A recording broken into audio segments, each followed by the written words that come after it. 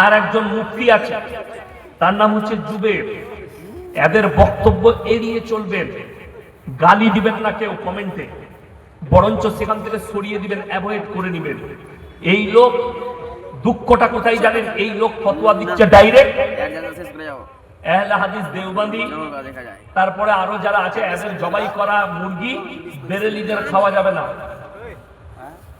এদের সঙ্গে মুলাকাত করা যাবে না, এদের সঙ্গে বসা যাবে না। আমি আজ থেকে 1 বছর আগে মালদা ওই চাচলের কাছে জলসা করে বাড়ি ফিরছি, কালিয়াচক বাজারে দাঁড়িয়েছিলাম, কিছু ফল নেবো বাড়ির জন্য। বাইকে করে বেরেলি ভাইদের একজন বক্তা এলেন, আমাকে সালাম দিলেন, হুজুর ভালো আছেন? আমার সাথে একটা ফটো নেব। আমরা দাও, ফটো নিল, মুলাকাত করলো। আমি তাকে বললাম, ভাই একটা কথা জিজ্ঞেস করবো। বলছে বলুন। মানে আপনাদের মুফতি জুবের বলেছে দেওবন্দি আহলে হাদিস বক্তাদের সঙ্গে মুলাকাত করলে ঈমান চলে যাবে, বিবির তালাক হবে। এখন আপনার বউটা নিয়ে কি করবেন? কথা বুঝতে পারেন? তো তিনি উত্তর দিলেন, বলে ও তো হারামি বলবি, ওয়া আপনি এটা স্টেজে বলতে পারবেন আপনি? দুঃখ ওইটাই, পেছনে গালি দিচ্ছে, সামনে দেখলে আমাকে হুজুর হুজুর করে, এই ভণ্ড বলো। আমি আমার ড্রাইভারকে জিজ্ঞেস করলাম, কোলাঘাট থেকে আমি মেদিনীপুর খড়গপুরে জলসা করে আসছি। কোলাঘাটে একটা বড় পশ্চিম বাংলার বড় হোটেল আছে, শেরে পাঞ্জাব, সেখানে আমি দাঁড়ালাম, একটু চা খাবো, চাটা খুব ভালো। একটা বরফি নিয়েছি, খুব ভালো বরফি, পাঞ্জাবিদের হোটেল তো, খাচ্ছি। পরপুরার একজন হুজুর সাহেব এলেন, হুজুর সাহেবের ছেলে, আমি নাম করি, তিনি এসে সালাম আলাইকুম হুজুর, ভালো আছেন? ইয়াসিন ভাই আপনার বক্তব্য শুনে আমরা মাশাআল্লাহ আলহামদুলিল্লাহ, আল্লাহ আপনাকে ভালো রাখলাম। বলছে, এই হুজুর যা খাচ্ছে বিলিও না, আমি দিয়ে দিই। এটা তো আল্লাহর রহমত, দিয়ে দাও। তোমার আমরা কেউ কি কাফের বলি না? কাফের হওয়ার জন্য তার দলিল লাগবে, তার আকীদা গোলমাল হতে হবে।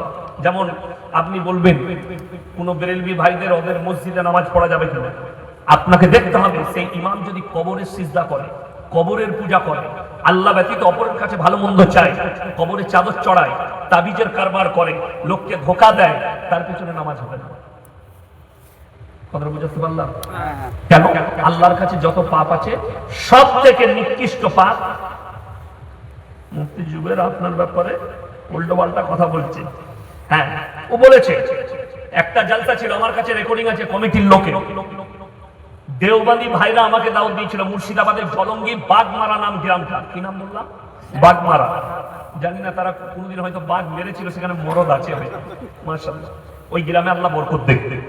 সেখানে বেরেলভিরা তাকে দাওয়াত দিয়েছে, আর দেওবন্দিরা আমাকে দাওয়াত দিয়েছে।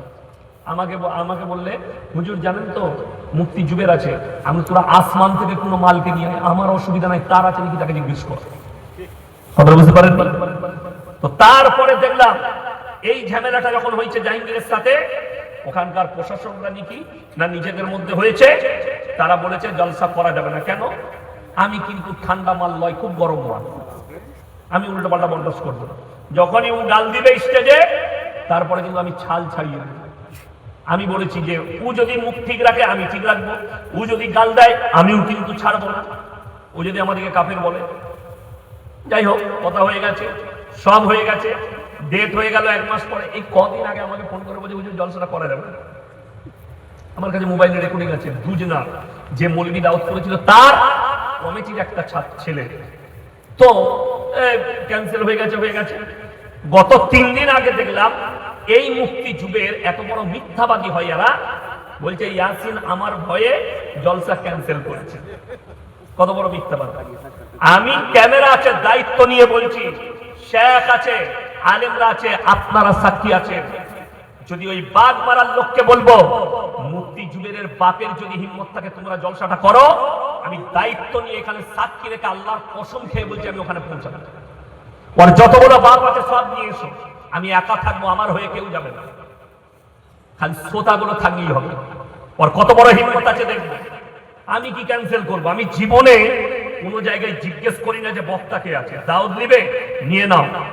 অনেকজন আমাকে বলে হুজুর অমুক হুজুর আছে, আমরা তুই খেজুর রাখ আর হুজুর রাখ, আমার অসুবিধা নেই, তোর পড়বে না তোর হুজুরের পড়বে।